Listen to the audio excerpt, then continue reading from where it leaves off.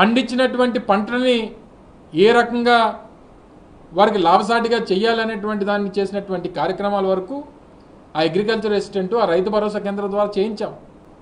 భారతదేశంలో ఉన్నటువంటి మిగిలినటువంటి రాష్ట్రాలు కాదు, ప్రపంచంలో ఉన్నటువంటి అనేక దేశాల నుంచి మన రాష్ట్రానికి వచ్చి ఈ రైతు భరోసా కేంద్రాల తాలూకా పనితీరు ఏ రకంగా ఉంది, ఏ రకంగా ఇది సక్సెస్ఫుల్ మోడల్ అయింది అని చెప్పి వచ్చి మన రాష్ట్రంలో అనేక ప్రాంతాలు పర్యటించి ఈ మోడల్ బాగుంది, మా దేశాల్లో కూడా మేము ఇంప్లిమెంట్ చేసుకుంటాం అనేటువంటి విధంగా ప్రపంచ దేశాల్లో ఉన్నటువంటి అనేక దేశాలకి ఆదర్శంగా నిలిచింది ఆ రోజు మన ప్రభుత్వం. అది జగన్మోహన్ రెడ్డి గారి తాలూకా ముందు చూపు, ఆ రైతుల పట్ల ఉన్నటువంటి మాకు రైతుల పట్ల ఉన్నటువంటి ప్రేమ అభిమానాలు. ఒక సిస్టంలో ప్రభుత్వం తాలూకా బాధ్యత ఏంటి? వర్షాకాలం వస్తుంది, సీజన్ వస్తుంది, రైతులకి వరి వేసుకునేటువంటి సీజన్ వస్తుంది, ఆయా గ్రామాల్లో ఎంత అవసరం ఉంటుంది, ఏమి అవసరం ఉంటుంది, దానికి ఎంత ప్రభుత్వం ప్రొక్యూర్ చేయాలి, వారికి ఎంత అందుబాటులో తీసుకురావాలనేటువంటి మినిమం బాధ్యత తీసుకోకపోతే దేనికి ప్రభుత్వం? ఎందుకు వాళ్ళు దేనికోసం పనిచేస్తుంది ప్రభుత్వం?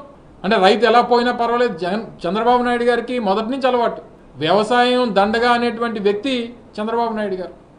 అదే ఆయన పాలసీ. అది ఆయన చెప్పినటువంటి మాటల్లోనూ ఆయన చేసేటువంటి మార్కెటింగు ప్రజల కడుపులు నింపవు. ఈరోజు పైపెచ్చు మళ్ళీ వైఎస్ఆర్ కాంగ్రెస్ పార్టీ నాయకత్వాన్ని రైతులను కూడా బెదిరిస్తూ ఉన్నాడు. ముఖ్యంగా వైఎస్ఆర్ కాంగ్రెస్ పార్టీ మీద దాడి చేస్తూ ఉన్నాడు. మీరు చేస్తున్నటువంటి దాడి చంద్రబాబు నాయుడు గారు, మీరు చేస్తున్నటువంటి దాడి వైఎస్ఆర్ కాంగ్రెస్ పార్టీ మీద కాదు, మీరు చేస్తున్నటువంటి దాడి రైతుల మీద చేస్తున్నటువంటి దాడి అని చెప్పి సందర్భంగా తెలియజేస్తూ ఉన్నాం. గుర్తుందో లేదా, 2019 ముందు వరకు మన అన్నపూర్ణ సొసైటీకి వచ్చి రైతులు విత్తనాలు కానీ ఎరువులు కానీ తీసుకునేటువంటి ప్రక్రియ ఉండేది.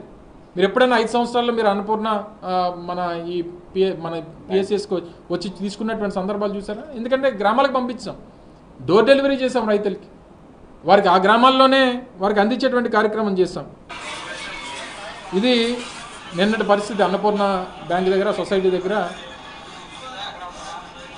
నిన్నటి పరిస్థితి. రైతులు రాత్రి 10 గంటలకి, రాత్రి 10 గంటలకి రైతులు పడుతున్నటువంటి కష్టాలు ఇవి చూడండి. పాపం చిన్న పిల్లలతో వాళ్ళు తిండి తిప్పలేక వాళ్ళు ఎక్కడి నుంచో వచ్చి వాళ్ళని కూడా రోడ్ల మీద పెట్టి పసిపిల్లల్ని పట్టుకొని ఓ బస్తా ఎరువుల కోసం పడుతున్నటువంటి కష్టాలు ఇవన్నీ ప్రభుత్వం దృష్టికి తీసుకుని వెళ్తే, ఈ ప్రభుత్వంలో ఫ్యాక్ట్ చెక్ అని చెప్పి ఒక వెబ్సైట్ నడుపుతూ ఉన్నారు, ఒక హ్యాండిల్ ట్విట్టర్లో కానీ లేదా ఫేస్బుక్లో కానీ.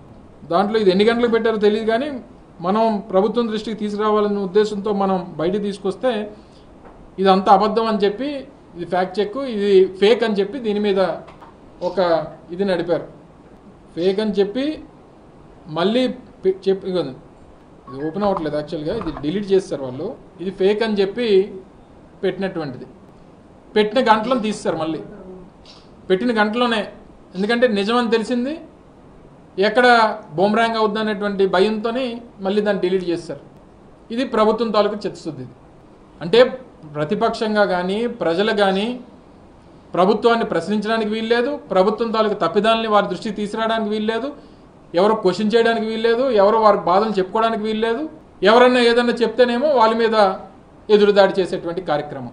ఈరోజు గ్రామాల్లో ఉన్నారు, ప్రతి గ్రామంలో చిన్నకారు రైతు ఉన్నాడు, సన్నకారు రైతులు ఉన్నారు, ఉన్నటువంటి కాస్త భూమి ఉన్నటువంటి రైతు ఉన్నాడు, 6 ఎకరం సాగు చేసుకున్నటువంటి వారు ఉన్నారు, ఎకరం సాగు చేసుకున్నటువంటి వారు ఉన్నారు, 2 ఎకరాలు సాగు చేసుకున్నటువంటి వారు ఉన్నారు, 5 ఎకరాలు సాగు ఎవరు వెళ్ళినా బస్తా ఎరువులే.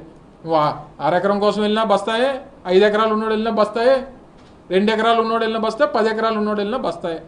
సహజంగా నాకున్నటువంటి అవగాహన మేరకు ఎకరా వరి పండించేటువంటి దానికి దగ్గర 75 కేజీలు యూరియా రిక్వైర్మెంట్ ఉంది. అంటే దగ్గర బస్తున్నారంటే 2 ఎకరాలకి 3 బస్తాల రిక్వైర్మెంట్. బయట మార్కెట్లో గవర్నమెంట్ అందించేటువంటిది సహజంగా 270 రూపాయలకి ఓ బస్తా 270 రూపాయలు చెప్పిన అమ్మేటువంటిది సహజంగా అది గవర్నమెంట్ రేటు. సరే ఎక్కడ పడతామని చెప్పి బయటికి వెళ్తే 470, 480 రూపాయలు బ్లాక్, అంటే డబల్. మళ్ళీ బయటికి వెళ్ళి అక్కడ దొరుకుతుందో లేదో తెలియదు. రోజువారీ కూలి 500 రూపాయలు మానుకొని మళ్ళీ దీనికోసం వెళ్లాల్సినటువంటి పరిస్థితులు. ప్రభుత్వం మాత్రం ఏం చెప్తుందో వచ్చిన వెంటనే వారు అధికారంలోకి రాగానే చెప్పింది ఏంటంటే, పూర్వం ఏంటంటే సొసైటీల దగ్గర 50% ఉండేది, ప్రైవేట్ మార్కెట్లో 50% ఎరువులు దొరికేవి. దాన్ని ఏమన్నా మేము 70% సొసైటీలకు అందుబాటులో తీసుకొస్తామని చెప్పారు. 30% మాత్రమే ప్రైవేట్ మార్కెట్లో ఉంటుంది, 70% ఎరువులు సొసైటీల కింద తీసుకొస్తామని చెప్పారు. కనీసం 30% తేలా, కనీసం 30% ఎరువులు లేవు ఈరోజు ప్రభుత్వం దగ్గర, సొసైటీల దగ్గర. ఎప్పుడైతే ఈ మధ్యకాలంలో సొసైటీలన్నీ కూడా రీసెంట్గా నామినేట్ చేశారు సొసైటీలని, 3 మెన్ కమిటీస్ అన్నీ కూడా. అంటే మరి వీళ్ళేమన్నా ఈ బ్లాక్ మార్కెట్లో అమ్మేసుకుంటున్నారా? ఇప్పుడు జస్ట్ ఇది లైవ్, ఇది ఇప్పుడు లైవ్, ఇప్పుడు జస్ట్ మన పార్టీ లీడర్స్ ఎవరు వెళ్ళి ఇప్పుడే జస్ట్ ఇది అన్నపూర్ణ బ్యాంక్ దగ్గర ఉన్నటువంటి పొజిషన్. ఇది ఎంతమంది ఉన్నారు దగ్గర? 200-300 మంది లైన్లో ఉంటే 93 బ్యాగులే ఉన్నాయి. 93 మందికి మాత్రమే ఇది అందుబాటులోకి వస్తుంది. వచ్చిన వాళ్ళు కూడా ఒక బ్యాగే, 2 ఎకరాల కోసం వచ్చినా, 3 ఎకరాల కోసం వచ్చినా, 5 ఎకరాల కోసం వచ్చినా మనిషికి ఒక బ్యాగ్ ఇస్తాం. 93 మంది, 93 తర్వాత ఎవడింటికి వాడు వెళ్ళిపోవాలి. అంటే మళ్ళీ ఈరోజు వాడు కూలిపోయినట్టే, వాడి సమయం పోయినట్టే. ఇది ప్రభుత్వం తాలూకు చిత్తశుద్ధి. ఉదయం మళ్ళీ నేను రాత్రి వచ్చినటువంటి ఈ ఇన్ఫర్మేషన్తో ఉదయం ఆర్డీఓ కూడా వెళ్ళారట అక్కడికి. ఆర్డీఓ మాత్రం వెళ్ళి ఏం చేస్తారు?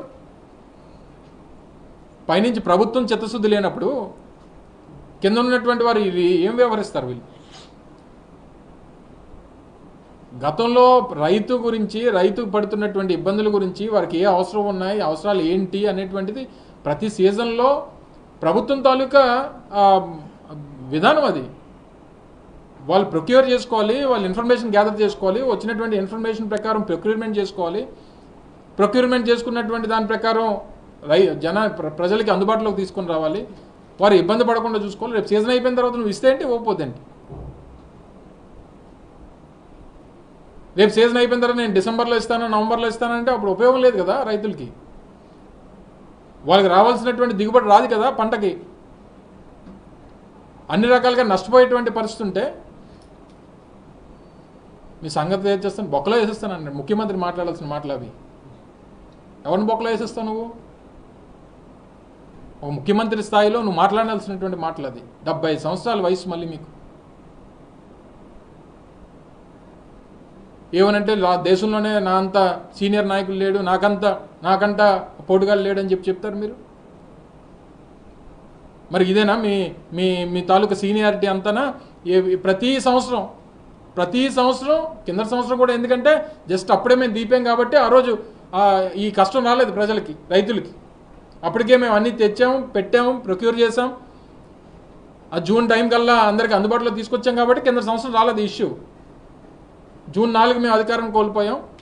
అప్పటికే సీజన్ స్టార్ట్ అయిపోయింది. అన్ని అందించేటువంటి కార్యక్రమం అన్ని ప్రొక్యూర్మెంట్ చేసి పెట్టుకున్నాం కాబట్టి కింద సంవత్సరం ఉంది. చెప్పండి ఎవరన్నా. 2వ సంవత్సరం వచ్చింది, 2వ సంవత్సరం నడుస్తుంది. 2వ సంవత్సరం వాళ్ళకి ఎప్పుడైతే 2వ సంవత్సరం స్టార్ట్ అయిపోయింది వాళ్ళ రైతుల కష్టాలు స్టార్ట్ అయిపోయినాయి రాష్ట్రంలో.